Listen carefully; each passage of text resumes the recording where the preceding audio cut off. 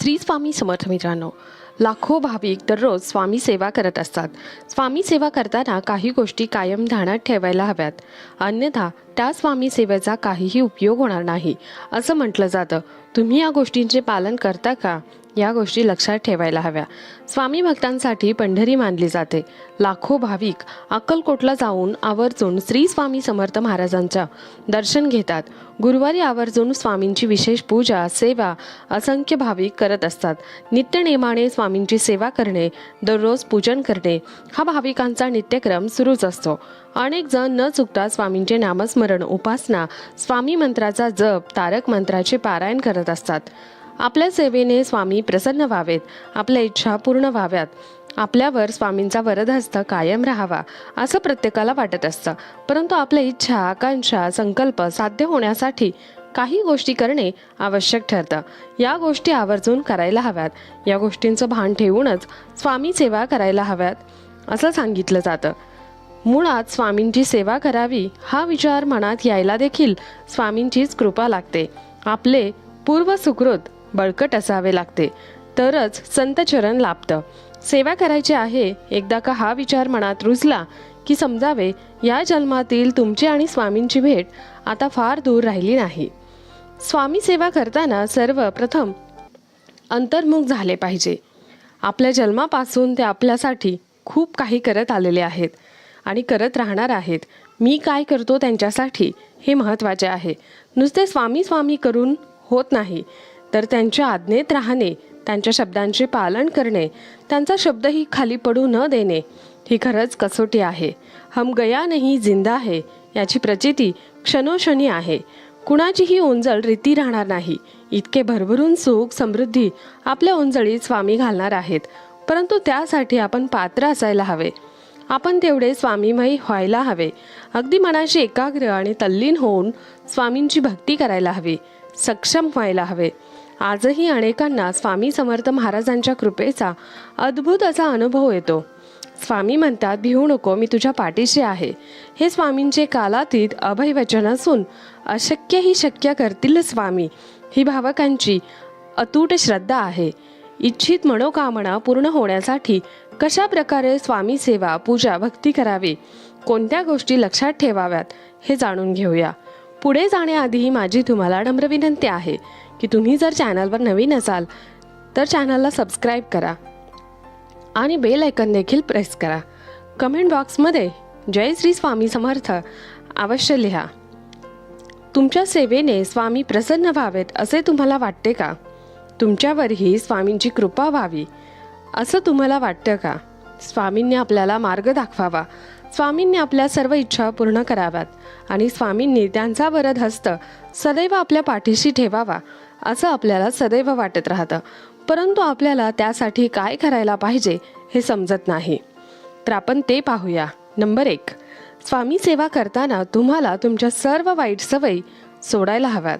त्यातील सर्वात महत्त्वाची गोष्ट म्हणजे खोटे बोलणे किंवा एखाद्याची फसवणूक करणे, वाईट आचरण करणे, खोटेपणाने वागणे या गोष्टी स्वामी सेवा करताना अजिबात चालत नाहीत. अशा लोकांवर स्वामी कधीच कृपा करत नाहीत. असं म्हटलं जातं की स्वामींना स्वच्छ निर्मळ मनाची माणसं आवडतात, जी मुळीच गर्विष्ठ नाहीत, ज्यांना स्वतःबद्दल कसलाही अभिमान नाही. मी स्वामींचा आहे आणि स्वामी माझे आहेत असाच विचार जे लोक करतात, ज्यांच्या मनात येतो तेव्हा स्वामी देखील आपल्याला स्वीकारतात. देवाला मानावे आणि त्याला आवडेल तेच करावे हे परमार्थाचा सार आहे. देह केव्हा जाईल याचा नियम नाही, म्हणून वृद्धपकाळी नामस्मरण करू असं म्हणू नये. भगवंताचा विसर हेच मोठे पाप आहे खरं तर. शुद्ध भावनेशिवाय सर्व व्यर्थ. भोग आणि दुःख यात वेळ न घालवता श्री स्वामी समर्थ मंत्राचा अखंड नामस्मरण करून आयुष्याचं कल्याण करून घ्यावं आणि लोकांना सुद्धा स्वामींच्या सेवेला लावावं. 2, आपले विचार नेहमी सकारात्मक असावे. काही जण सतत नकारात्मक विचार करत असतात. स्वतःबद्दल आणि इतरांबद्दल नकारात्मक बोलतात. असे लोक कधी यशस्वी होऊ शकत नाहीत. असे म्हटले जाते, या लोकांवर स्वामी कृपा करत नाहीत. ज्यांना स्वतःवर विश्वास नाही त्यांच्या पाठीशी देव पण उभा राहत नाही. स्वामी सेवा करताना आपल्या मुखी नेहमी चांगले शब्द असावेत, चांगले तेच बोलावे, सकारात्मक विचार ठेवायला हवेत. आपण स्वतः सकारात्मक व्हावे. इतरांबद्दल देखील सकारात्मक बोलावे. कोणालाही वाईट बोलू नये, कोणाबद्दल वाईट विचार करू नये आणि सगळे व इतरांच्या भल्यांचा विचार करावा. कोणाचेही वाईट व्हावे असे आपल्या मनामध्ये एकदाही विचार करू नये. नेहमी इतरांचं कल्याण पाहावं. 3. स्वामी सेवा करताना शिस्तबद्ध असायला हवे. सकाळी लवकर उठून स्नान झाल्यानंतर देवपूजा करावी. आपले नित्यकर्म करावे. कोणतीही गोष्ट करताना ती शिस्तीने करावे. एकदा संकल्प घेतला की तो प्रामाणिकपणे अखंड सुरू ठेवावा. वेळेचे पालन अशा वेळी काटेकोरपणे करावे. म्हणजे एखादा संकल्प केला आणि तो फक्त आजच पाळला गेला, उद्या त्याच्यामध्ये खंड पडला, तर अशा वेळी स्वामी प्रसन्न होत नाहीत. एखादी गोष्ट करण्याचा निर्णय घेतला तर ती पूर्ण पार पडल्याशिवाय आपल्या मनाला चैन पडता कामा नये. जर काही कारणास्तव सेवेमध्ये खंड पडला तरी स्वामींची क्षमा मागून आपण ती पुन्हा सेवा चालू करावी. स्वामींना आपल्याबद्दल सगळं काही माहीत असतं. स्वामी आपल्याला समजून घेतात. त्यामुळे जर सेवा करताना खंड पडला किंवा सेवा चुकली तर काही कारणास्तव त्याच्यामध्ये काही बाधा उत्पन्न झाल्या तर स्वामी समजून घेतात. परंतु जाणून बुजून मला स्वामी सेवेचा कंटाळा आला आहे, स्वामींवर विश्वास न ठेवता जर काही सेवा बंद केल्या तर मात्र स्वामी कधीच त्यांची कृपा आपल्यावर करत नाहीत. स्वामी आपल्याला साथ देत नाहीत. त्यामुळे स्वामी सेवा करताना शिस्तबद्ध असावं. कोणतेही कार्य करताना त्याच्यामध्ये शिस्त असेल तर आपल्याला त्याची प्रचिती नक्कीच मिळते. आनंदाने स्वामी सेवा करावे. त्याच्यामध्ये कसलाही कंटाळा करू नये. या उलट जास्तीत जास्त स्वामी सेवा कशी करता येईल, आपल्या श्वासाबरोबर स्वामींचे नाम कसे मुखात राहील, याकडे मात्र भक्तांनी अवश्य लक्ष द्यावे. 4.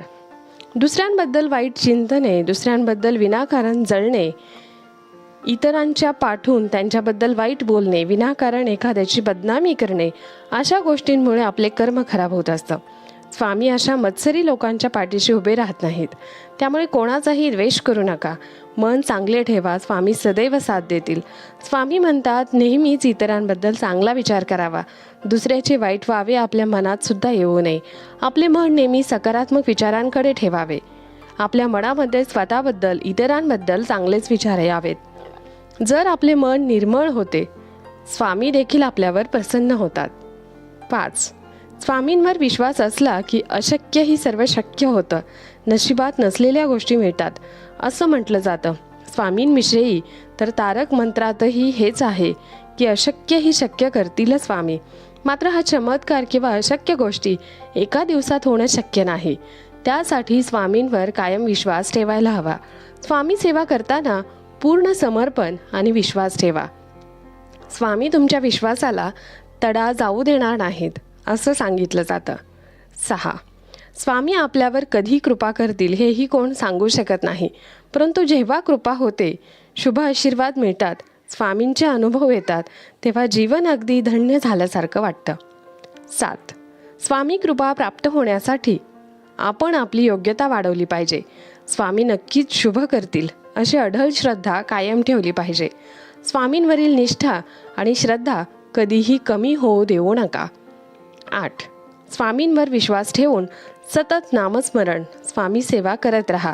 गरिबांना मदत करणे, मोठ्यांचा मान राखणे, सेवा करणे, लहानग्यांना समजून घेणे, रागावर नियंत्रण ठेवणे, सर्वांशी मैत्रीपूर्ण संबंध निर्माण करणे, मुख्य म्हणजे माणुसकी जपणे, या गोष्टी जे लोक करतात ते स्वामींच्या कृपेस पात्र ठरतात असं म्हटलं जातं. 9. कोणी कसेही वागले तरी त्याच्याशी प्रामाणिकपणे वागत राहा. त्यांच्या आपल्या कृतीवर स्वामी लक्ष ठेवून असतात. आपले कार्य त्यांना समर्पित करावे. स्वामी निश्चित मदत करतील, अशक्य ही शक्य करतील असा दृढ विश्वास आपल्या मनात कायम ठेवा. 10. मूल होऊन स्वामी महाराजांजवळ जावे.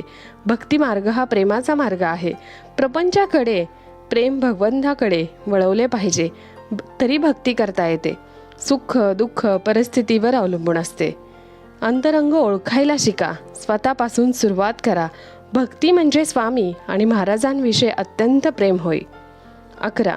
मिरच्या, मिरे, मीठ इत्यादी पदार्थ एकत्र करून जसा मसाला तयार केला जातो, त्याचप्रमाणे स्वामी महाराजांच्या प्राप्तीसाठी 3 गोष्टींचा मसाला म्हणजे शुद्ध अंतकरण, शुद्ध आचरण आणि अखंड नामस्मरण. श्री स्वामी समर्थ. ज्याला सुख आणि दुःख बाधत नाही तो खरा समाधानी. स्वामी समर्थ मंत्राच्या अखंड नामस्मरणाकडे मन लावावे. देह प्रारब्धावर सोपवावा. महाराजांचा झाला तो देह प्रारब्धावर टाकला, त्यामध्ये परमार्थ होतो, तो आनंदाने करावा. श्री स्वामी समर्थ या मंत्राच्या अखंड नामस्मरणाने काय होणार आहे असे मनात देखील आणू नका. या नामस्मरणात किती शक्ती आहे, अखंड अनुभव आहे, हे नामस्मरण करून पहा. समाधान ही परमेश्वराची खरी देणगी आहे आणि ती मिळवण्याचा खरा उपाय म्हणजे श्री स्वामी समर्थ या मंत्राचा अखंड नामस्मरण. स्वामी महाराजांची प्राप्ती व्हावी असे वाटणे हे जन्माचे सार्थक आहे. आनंदापासून दूर करते ती माया असते. जगणे हे काहीतरी हेतूसाठी असावे. स्वामींना बघण्याची नितांत इच्छा असावी. जीवनाचा एकमेव हेतू असावा. 14. संकल्प ही फार मोठी शक्ती आहे. इच्छा जर प्रबळ असेल तर तो घडून येतो, आपल्याकडे खेचून घेतल्याशिवाय राहणार नाही. श्री स्वामी समर्थ या मंत्राचा अखंड नामस्मरण करणाऱ्या व्यक्तीच्या मागे पुढे स्वामी असतात. म्हातारपणी आनंद हे मोठे शक्तिपूर्ण औषध आहे. स्वामी महाराज तुमच्या वाचून मला कोणी नाही. ज्या दिवशी मनाने पक्के ठरेल त्याच दिवशी समाधान मिळेल. गुरूंच्या वचनावर विश्वास ठेवून आपण वागावे, त्यातच आपल्या आयुष्याचे सार्थक हित आहे. ज्यांचा आनंद कायम टिकला त्यांच्या जन्माचे सार्थक झाले. हा आनंद श्री स्वामी समर्थ या मंत्राच्या अखंड नामस्मरणातच मिळणार आहे. समाधान ही परमेश्वराची खरी देणगी आहे. ते मिळवण्याचा प्रयत्न आणि उपाय म्हणजे श्री स्वामी समर्थ या मंत्राचा अखंड नामस्मरण. हे जेव्हा साधनांनी लवकर साध्य होत नाही, ते नामस्मरणाने लवकर साध्य होतं. हे नामाने थोडा उशीर लागेल परंतु कायमचे साधेल. श्री स्वामी समर्थ या मंत्राच्या अखंड नामस्मरणाने मुळापासून सुधारणा होते. आपल्याला अंतिम सुख दाखवतात स्वामी. गुरु प्रत्यक्ष देवच आहे अशी भावना ठेवून आपण वागलं पाहिजे. श्री स्वामी समर्थ मंत्राच्या अखंड नामस्मरणात कर्तव्य केले की जीवनात आनंद उत्पन्न होतो. संतांचे अस्तित्व त्यांच्या देहात नसून त्यांच्या वचनात आहे. गुरु सांगतील तसे वागणे हीच त्यांची खरी सेवा होय. तळमळ लागल्यावर गुरु भेट निश्चित. मनुष्य जन्म येऊनही भगवंताची प्राप्ती झाली नाही तर जीवाचे फार नुकसान आहे. हा माहितीपूर्ण व्हिडिओ तुम्हाला कसा वाटला हे कमेंटद्वारे नक्की कळवा. तसेच कमेंट बॉक्समध्ये श्री स्वामी समर्थ लिहायला विसरू नका. व्हिडिओला एक लाईक करा आणि जास्तीत जास्त स्वामी भक्तांना हा व्हिडिओ शेअर करा. धन्यवाद. श्री स्वामी समर्थ. जय जय स्वामी समर्थ.